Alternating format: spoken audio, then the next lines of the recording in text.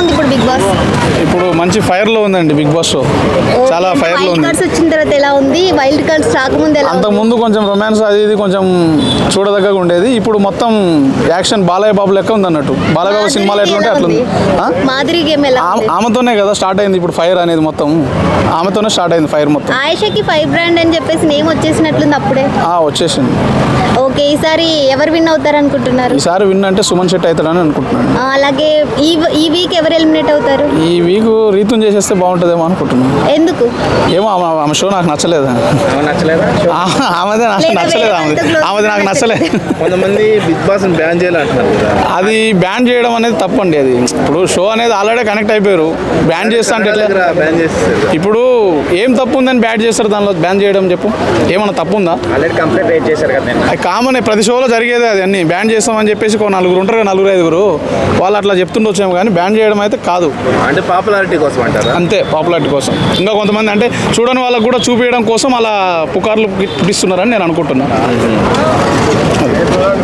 Okay, అంటే Tanuja game ఇప్పుడు wild cards వచ్చాక చాలా చేంజ్ అయింది అంటున్నారు కదా, ఎలా అనిపిస్తుంది? తనుజదా పర్లేదు అనిపిస్తుంది. కొంచెం పర్లేదని కాదు, ఆమె మీద నెగిటివిటీ కూడా వస్తుంది కదా, ఫాదర్ అండ్ డాటర్ బాండింగ్ పోయింది అని. కామన్, ఇక అన్ని జరుగుతూనే ఉంటాయి. షో అన్న తర్వాతనే అదే కదా, షో అంటేనే అది షోయింగ్ చేయాలా. వాళ్ళు వచ్చిన తర్వాత మారిపోవడం అనేది తప్పని చెప్పి ఇలా నెగిటివ్ వెళ్తుంది. అవన్నీ ఏముండవు అండి, అవన్నీ ఏముండవు. షో విధంగా జరిగిపోతుంది.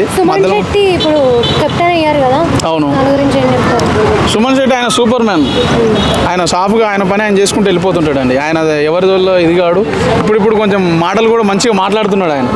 ఇట్లనే ఇంకా మంచిగా మాట్లాడి లాస్ట్ వరకు ఆయన ఉండాలని నేను కోరుకుంటున్నాను. ఎంటర్టైన్మెంట్ ఇస్తున్నాడు సుమన్ శెట్టి. పర్లేదు, ఈ మధ్య చాలా బాగా ఇస్తున్నాడు. స్టార్టింగ్ కంటే ఈ మధ్య మంచి ఊపులో ఉంది. ఓకే, ఆయేషా గొంతు ఎక్కువ ఉందని చెప్పేసి అంటున్నారు. ఓన్లీ గొంతు మాత్రమే ఉంటుంది, గేమ్ ఆడట్లేదని నెగిటివిటీ వస్తుంది కదా, దాని గురించి ఏం చెప్తారు? ఇప్పుడు నలుగురిలో నా బేస్ కొంచెం పెద్దగా ఉంటుంది. నలుగురు నాలుగు రకాల, అరే ఆమె గొంతు ఇట్లుంది అట్లుంది అని అంటారు. అది కామనే. ఇక ఒక్కొక్కరు వాయిస్ ఒకలా ఉంటుంది. అందరు వాయిస్లు స్వీట్గా ఉండవు కదా. మీరు ఎంత స్వీట్గా మాట్లాడుతున్నారు, నేను మాట్లాడుతున్నాను అట్లా కాదు కదా. రీతుది తనుజ మీద ఆయేషా టార్గెట్ పెట్టిందని చెప్పేసి చెప్తుంది కదా, ఎందుకు టార్గెట్ పెట్టింది అంటారు? వాళ్ళకు పడకేమన్నా ఉండొచ్చు నాకు తెలిసి. లేదా నలుగురు ఈమె వైపు ఉండడం వల్ల, లేదంటే ఆమె కొంచెం దూరం పెట్టడం వల్ల ఆమె కొంచెం జెలసీ లాగా ఉండొచ్చేమో. లేదు, తనుజ ఆమె అందానికి పోటీ వస్తుందని చెప్పేసి అంటున్నారు కదా, నిజంగానే పోటీ వస్తుందంట? ఆమె అంత అందగత్తేనా? ఏమో నాకైతే తెలియదు మరి. ఓకే, ఆమె అనుకుంటుందేమో అలాగా.